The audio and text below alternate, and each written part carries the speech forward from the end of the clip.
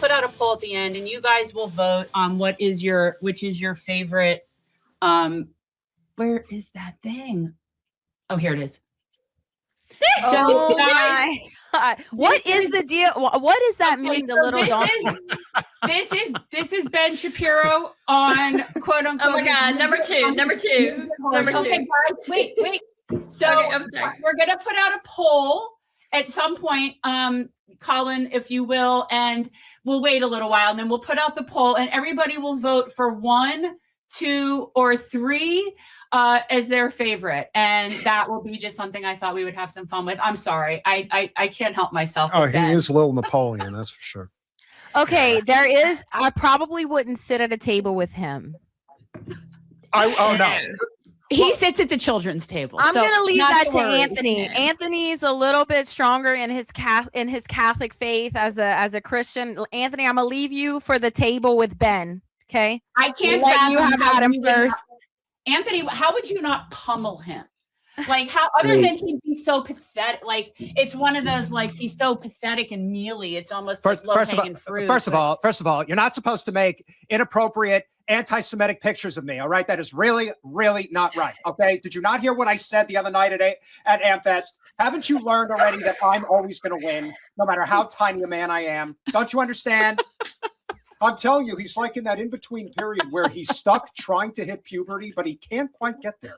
Like, that's why, like you said, he paints the goatee on himself. Well, it's either that or it's like poo from Betty Hoo-Hoo's butt. Tony, what's your top? What is your top grievance besides Ben Shapiro or Lil Ben Shapiro? And that's just once, twice actually. Oh, yeah. He's absolutely disgusting and just pathetic. I really don't see how there's anyone that follows him, even if they do agree with his distorted views of reality, how you can follow him and just, I mean, he's gross. That's the only word I can think of it. But yeah, the airing of grievances. So, I got a lot of problems with a lot of people, and now they're going to hear about it. Let's start with one. Let's start with a big grievance. And by the way, everybody feel free to chime in, again, but we listen and we do not judge. So I'll say, to I'm Donald, reading the comments, ton of judgment. I should not have opened the comments. All right, so if he's 6 feet tall, he's got to wear lifts. He's got to wear lifts. He's actually tall. He is a tall guy. I know that on good authority. Okay, well, whatever. I'd still I'd love to watch Anthony he may be tall in pummel stature, him. but he's short as hell. And I feel like I might be able to pummel him. Oh yeah, listen. If Candace and Ben squared off, I'm taking Candace in a fist fight against him. Well, I'm taking the punching bag. 100%. Yeah. Oh, Candace Owens would take him in a fight without question. I mean, just it would be. Yeah, I think Ben Shapiro's the type of guy that he would show up to a fight and he'd bring a lawyer. I mean, that's how he would fight. All right, now if he heard that one, he would accuse you of being an anti-Semite. No question. The whole goal is to get under his skin. So I don't. Exactly. Okay, so let's hear it, Anthony. What's your first grievance? So the person that I want to call out that I actually am really angry at is Donald Trump. I think that the president of our country is embarrassing us. I think that he is a racist. I think that he is a bigot. He is a misogynist. I think it's disgusting that this man gets to put his name on U.S. policy. I think that, I read when the national security strategy signed by Donald Trump was released a couple weeks ago, I was angry because in it, this man who has never served his country talks about how no longer under his leadership, no longer will the U.S. fight wars for power and resources. We will only fight wars that are required for the freedom and protection of Americans. So basically, the president of the United States is saying to all service members, Army, Navy, Air Force, and Marines, that the sacrifices you've all made over the last 2+ decades of conflict where you were fighting in wars that you thought were for the right reasons, it wasn't. And not only am I going to discredit everything you've done, I'm going to pull us into a war in Venezuela and claim that they have our land and our oil. I mean, what an idiot. He is off his meds. He is, I am so angry And the second person that I have the most direct of grievance with, that I wish I had an opportunity to talk with. No, excuse me. You referenced me, and I have to come in here and defend my honor and defend our table's honor.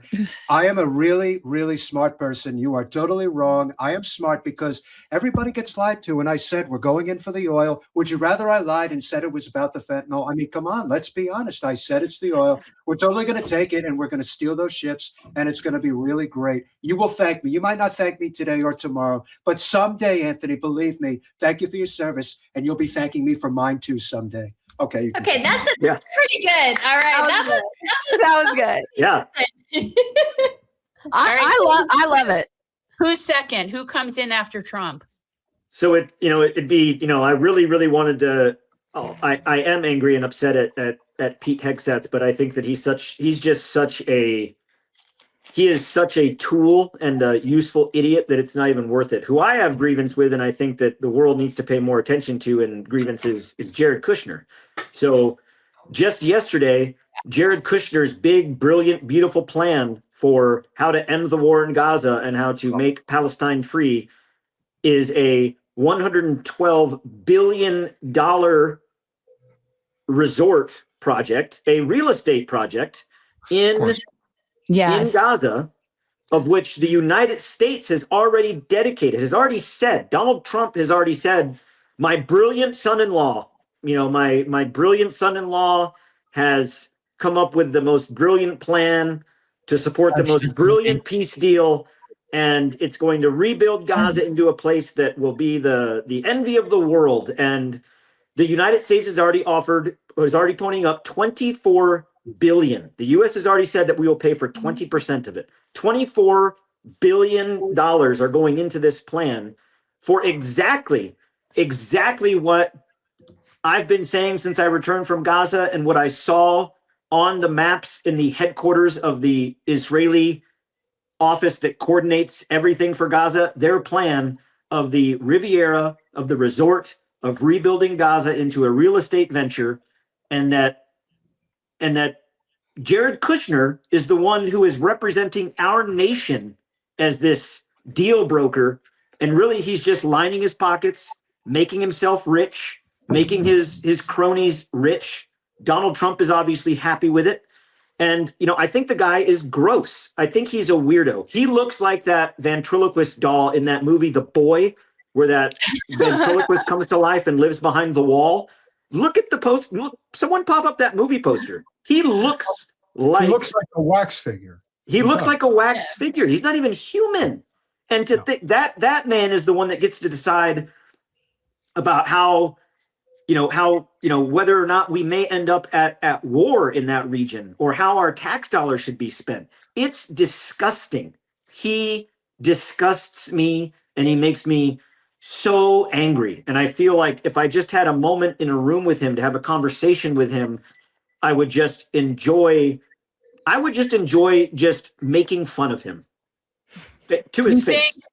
You think that would really be satisfying enough? I think he would say something and open his mouth in such a way that would warrant a fist in it. No, I think you would get so enraged that you would figure out how to physically remove his head from his body. That's what I'm saying. Like, I think it would go well until he opened his mouth. Well, the problem, of course, throughout history is that you have people like this, like the Kushners of the world, that always send the Aguilars and the Guibeaus off to die for their cause.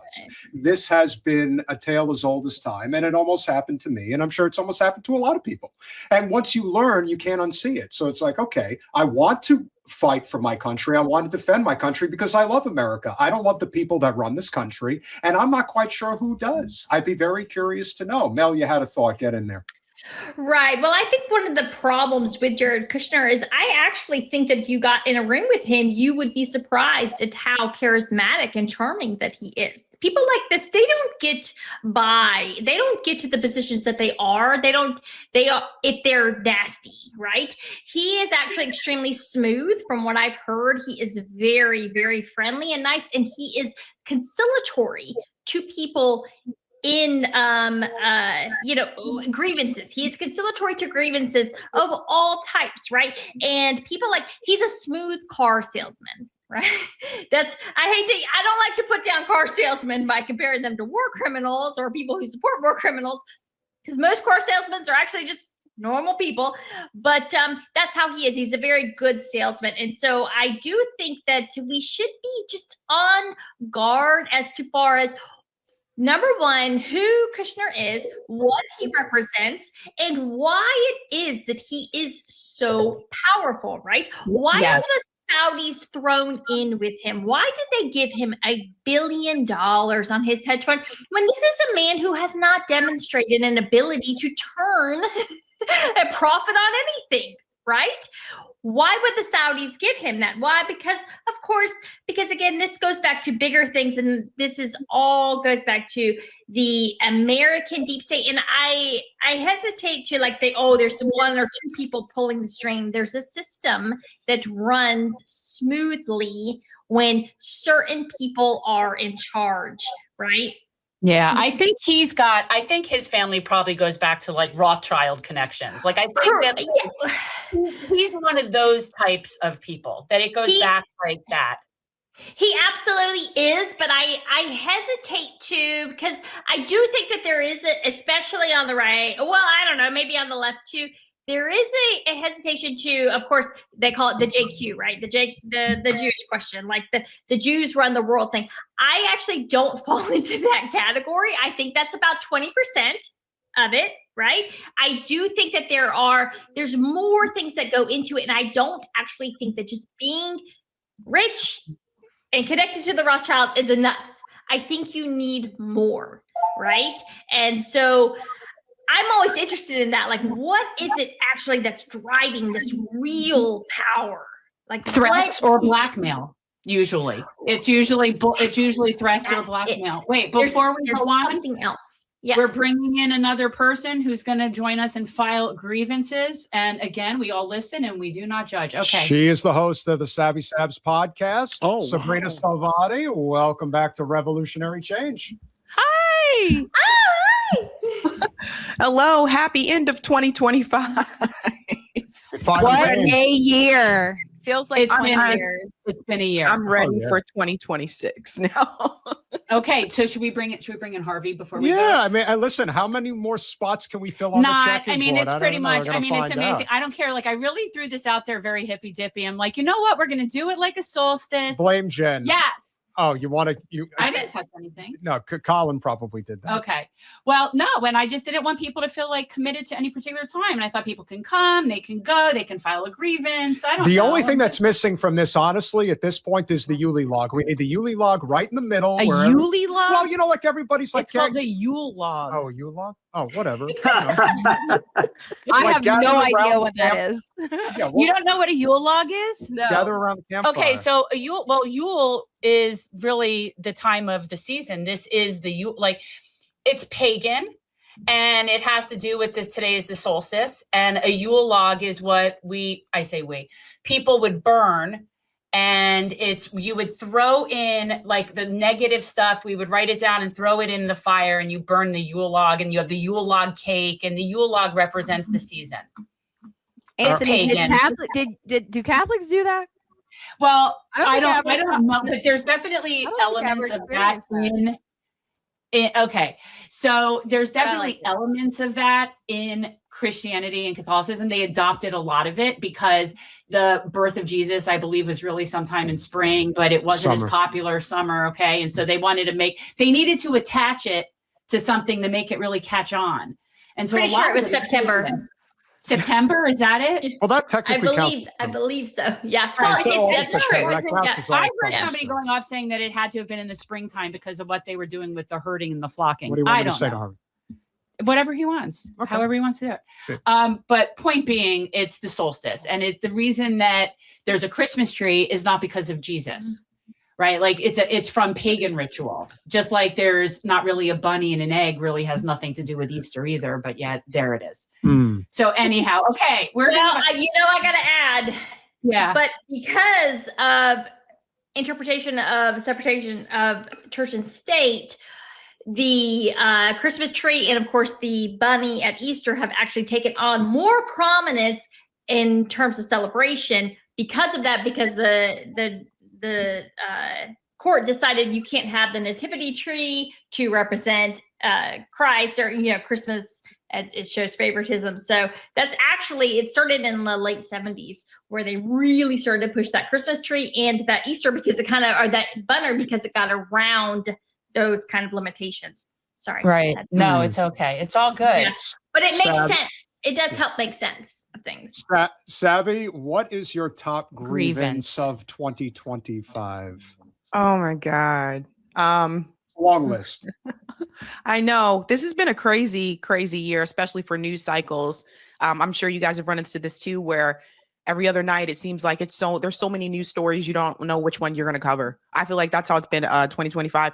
I would really and I'm hopeful about this, but I would really like for everybody to find a way to come together, at least on a populist message and an anti-war message. And I feel like we could be getting there in some way, shape, or form, but I feel like there's certain gatekeepers in this particular YouTube progressive and conservative spaces that are trying to prevent that from happening. So I saw the pictures of the little horse with Ben Shapiro, right? So I feel like, well, you cracked me up today with that. Beyond. That was part of what inspired me to do it, guys. Sabby did a really good takedown of Ben Shapiro. He is so pitiful.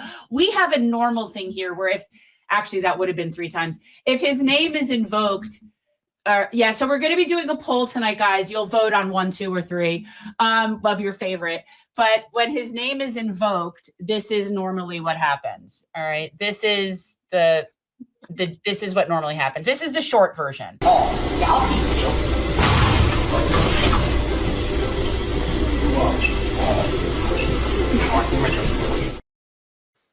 Is that's what so and then there's a longer version, but Ben is a favorite here, and it never gets old. Him in the bag, it never gets old. But I think I really appreciate Vicky crapped that, his diaper. and I appreciate what you're saying about gatekeepers, and it's always been something that's pissed me off in this entire industry since we've been doing this as well. Like it's very junior high school, and it's very, very frustrating. Yep. And that goes back to my grievance. My grievance. Okay. Go for it, Josie. That's it. You didn't get to hear my grievance, but it's exactly what you're saying. The gatekeepers that I've come across in the past year have mostly been white, privileged. I don't want to say liberals. I don't know if that's the right term. What did you say? Well, no, I call what you were complaining about, I call it as caucasity. Caucasity. Yep. It's sort of like it's explaining to different groups what they need. Yeah, it's explaining to and who they can work with and who they cannot. That's the thing. Oh, you can't work with that person because they collabed on a video talking about a book that talked about an uncle that their cousin was maybe. I'm sorry, what? Yeah, see, that's definitely a liberal thing, right? You don't see that. Dying. There are people dying. What are you talking about? So last night, funny enough, I had this woman come into my mentions, and I was talking about, so they were, of course, doing the whole like Nigerian Christians are being slaughtered. That means that we apparently have to bomb Nigeria kind of thing, and I had a Druze Israeli come into my mentions, and they said, why are you pushing the Qatari line by rejecting this, right? Which is just nuts. All of this is nuts, right? And I said, well, basically they were like, why are you shilling for Muslims? And I said, well, don't come in my mentions and tell me that and talk to me about this, because Muslims in Azerbaijan have been murdering Christians, okay? And and they're supplied by Israelis, and you all don't care at all. So don't tell me that you care about Christians all over the world, because you don't, obviously. And then this person comes in my thing and they're saying, Muslims don't murder anybody. Check your effing language. If you guys remember a couple of weeks ago when James Lee got fired and we, along with I think Matt Kim, were the first to have him on just to talk about what went on, and we really didn't mince words. It's like it's pretty obvious here that if you're not, especially with Israel, like if you're going to come to a fork in the road and you're going to make a decision that's based on your own selfish interest, gatekeeping, if you will, and I don't have to name them, you know who I'm talking about. That to me is a sign of somebody that you simply cannot collaborate with, because there will always be that point where they will decide that our lucrative career, especially if there is a significant adjacency to one of the two major parties, they will eventually stop, because access is very important to them, and especially if they're in Washington, D.C. So I think you have to keep that in mind. It's not personal, and I've hung out with several of these people, but when it comes to the cause, I don't give a shit, because the cause is more important. Well, I think that it's a big access issue. It's unfortunate what happened to James. I had James on my show about a year ago, and I thought he was doing really great work back then. But it's unfortunate. There's some people that have decided that they want to have access to politicians. We also have the midterms coming up, 2026. So I'm sure that they're going to try to get access to people that are running in the midterms. And then, of course, the ultimate goal is to get access to the presidential candidates in 2028. And I think some people have decided that they don't want to associate with certain people, regardless if they're doing good work or not, because that may threaten their chances of having access to certain political candidates, right? So I think that that's what it really is. But then at that point, I think you just have to ask this question, like, is it independent media, or are you trying to be like mainstream media? Exactly.